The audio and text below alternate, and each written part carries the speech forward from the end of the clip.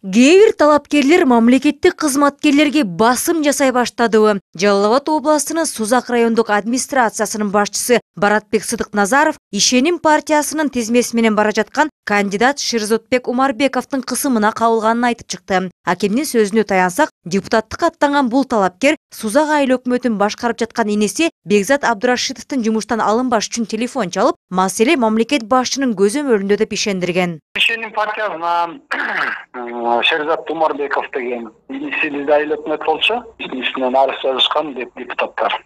20 депутат аны прокуратурага бергенбиз. Анан чалып президент көзөмөлдө президенттин көзөмөлдө балдарыбыз тегиби деп айттым. Кой президентти кошуп сүйлөө уят болот. Ана мен кайрылдым, карашы анда мен тактап ачыкка чыгарайын. Сени действительно президент колдойбу? Ошол ачык менен жалганбы, чынбы, БШК реакция кылып койдум дедим да. Предупреждение береби. Мен кандидатка айтыш туура эмес да. Сузак райондук администрациясынын башчысы Баратбек Сыдыкназаровдун айткандары боюнча, Ишеним партиясынын ыйгарым укуктуу өкүлү Асель Рыспаева менен байланышканыбызда, ал кандидат Шерзотбек Умарбеков президенттин атын жамынган деген дооматты четке какты. Бул маалымат учурда укук коргоо органдары тарабынан иликтенип жатат. Анткени кысымга кабылды делген аким Баратбек Сыдыкназаров 13 ноябрда талапкердин үстүнөн милицияга арыз жазып, бул иш райондук ички иштер башкармалыгында бийлик өкүлүн коркутуу же ага карата зомбулук беренеси боюнча каттоого алынган. Райондук мамлекеттик администрациянын башчысы Сузак райондук ички иштер бөлүмүнө билдирүү жазган.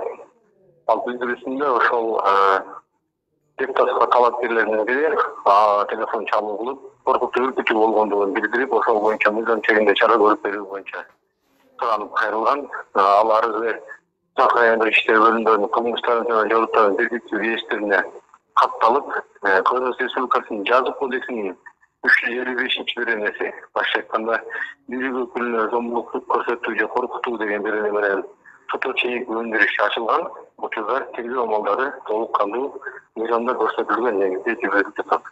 Аталган маселе Борбордук шайлоо комиссиясы тарабынан каралат деп күтүлүүдө. Боршайкомдун мүчөлөрү материалды алгач укук коргоо органдары текшерип чыгышы керек дешет. Сузак районунун акими менен Ишеним партиясы сунуштаган талапкер Шерзотбек Умарбековго байланыштуу окуяда мамлекет башчынын аты аталгандыктан кечээ президенттин басма сөз катчысы Эрбол Султанбаев билдирүү таратып, Садыр Жапаровдун атын пайдалангандар жоопкерчиликке тартыларын эскертти. Бул өзгөчө жогорку кеңештин депутаттыгына аттанган талапкерлерге тиешелүү экенин кошумчалаган. Биз баардык жарандарды, мамлекеттик органдардын жана башка бюджеттик мекемелердин өкүлдөрүн мамлекет башчысынын атын кыянаттык менен пайдалануу фактылары болсо токтоосуз түрдө билдирүүгө чакырабыз. Өлкөнүн жогорку жетекчилиги менен кандайдыр бир байланыштарына жамынган талапкерлер тууралуу аларга тийиштүү чараларды көрүү үчүн тез арада укук коргоо органдарына билдириңиздерди суранабыз.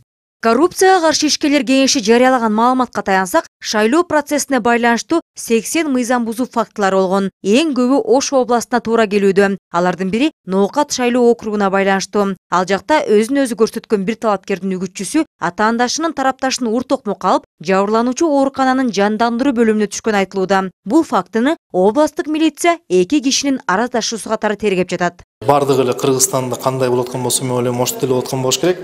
Бирок Ошто мындан көбүрөөк албетте. Себеби дегенде сан боюнча ал жерде саясий тараптардын көпчүлүгү болгон себебинен мен ойлойм Оштодагы кызуу өтө болуп атат. Албетте эскертүүлөр алып атат. Эскертип алганда дагы ошондо дагы айып пул төлөгөндөр да бар. Бул боюнча тиешелүү органдар өзүнүн иш чарасын жүргүзүп атат. Адаттагыдай эле быйылкы парламенттик шайлоонун алдында түшкөн арыздардын көбү добуш сатып алуу аракети, үгүт эрежелерин бузуу, административдик ресурстарды колдонуу тууралуу. Мындан тышкары талапкер тууралуу жалган маалымат таратып жатат деген нааразычылыктар бар. Ушул эле Ош областынын Алай районунан чыккан 5 талапкердин 4-өө бир ата-андашынын үстүнөн БШКга арызданышып, кандидат жеке телеканал аркылуу ар бири тууралуу тастыкталбаган маалыматтарды чыгарып, каралоо менен алектенип жатканын билдиришкен. Азырынча бул адамга карата Боршайком тарабынан чечим кабыл алына элек.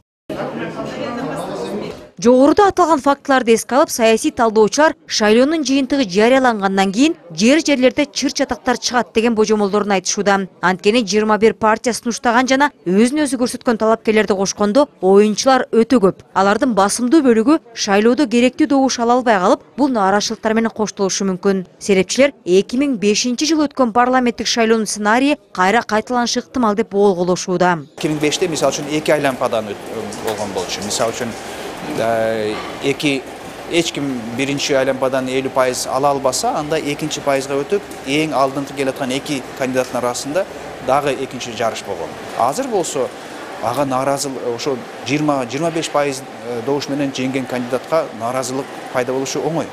Легитимдүүлүгү суроо жараткан депутат болуп калат.